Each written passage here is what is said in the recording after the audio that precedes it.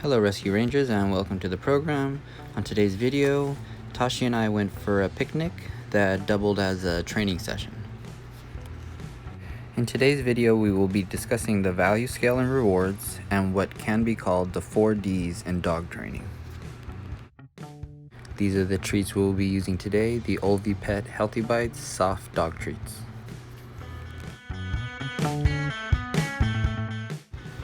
As always, our handy dandy Blue 9 Climb platform to help us along the way.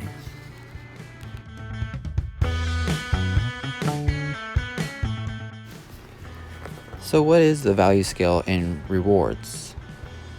When we think about rewards, we don't necessarily want to limit ourselves to treats, although treats are the most common type of rewards.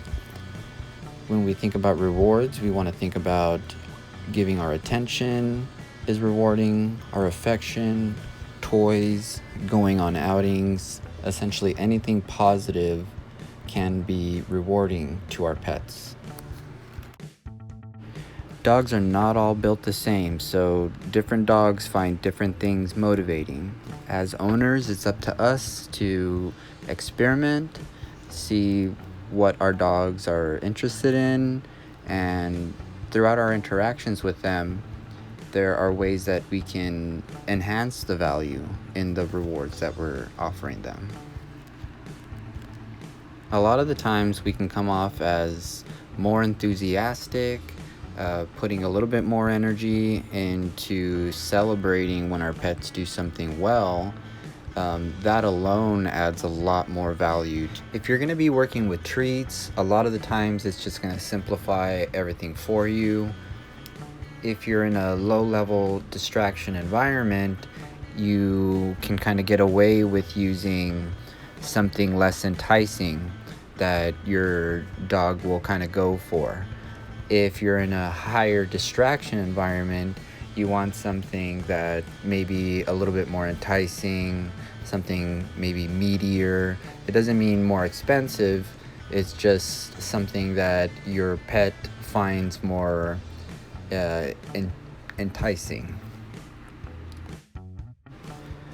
Now, a lot of the times when we're teaching our pets new behaviors like sit or lay down, we're either luring them or using leash pressure work.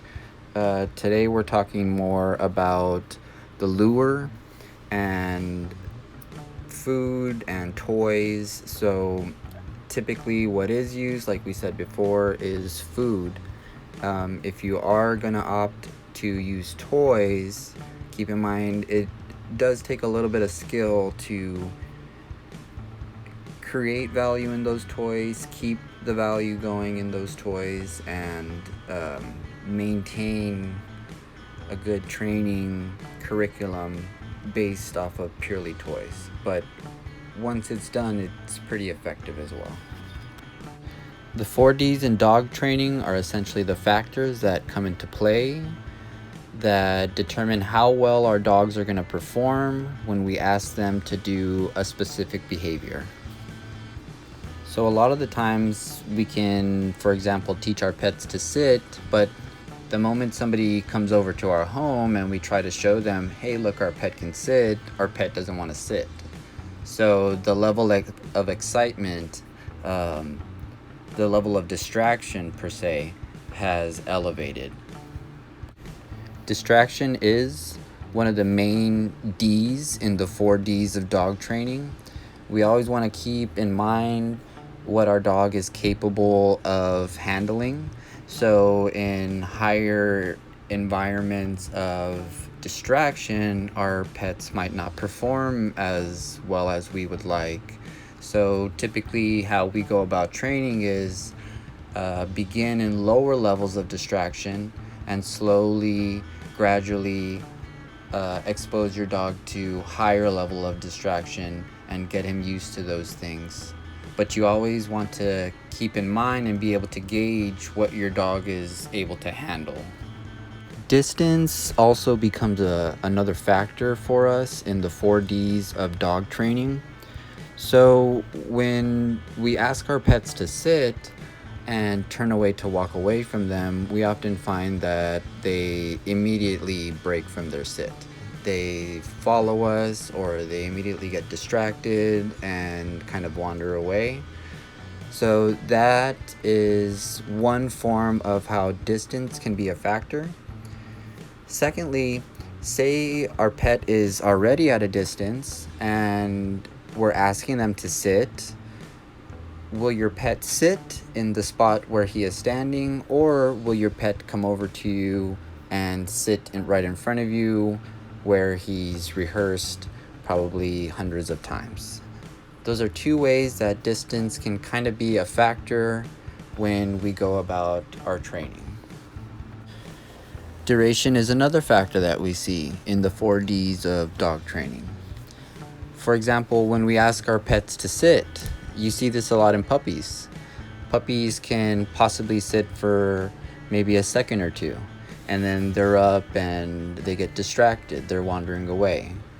When we start working on duration, our pets begin to develop a little bit more composure. They're able to sit for a little bit longer, and then we're able to actually work on distance, adding distraction, and challenging them a little bit more. So the last factor for today in the 4Ds of dog training is going to be the individual dog. Some dogs are more confident than other dogs. Some dogs are going to be timid. You'll have to go at a slower approach.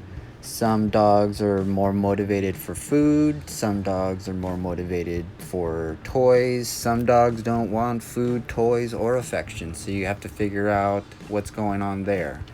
But essentially, it ends up being better for us in the end to just understand that there are different factors that determine how well we do with our pets, and understanding this just helps us in the end not become frustrated, helps us develop a little bit more patience and understanding of the situations that we're putting ourselves and our pets in.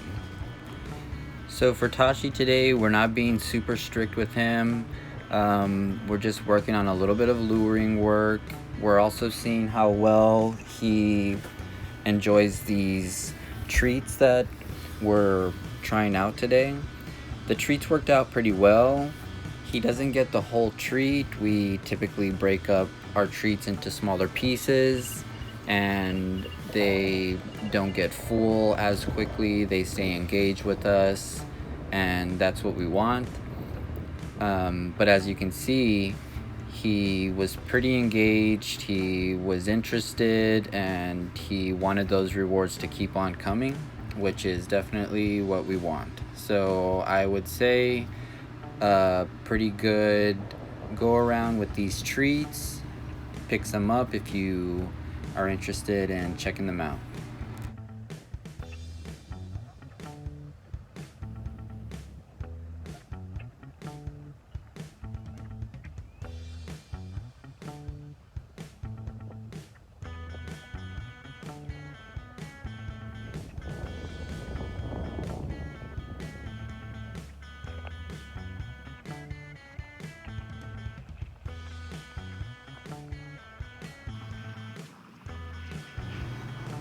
It is getting hot out, so if you are going to be out and about on adventures, keep in mind to be prepared. Take your poop bags, take your water, take your water bowls, whatever you're going to need.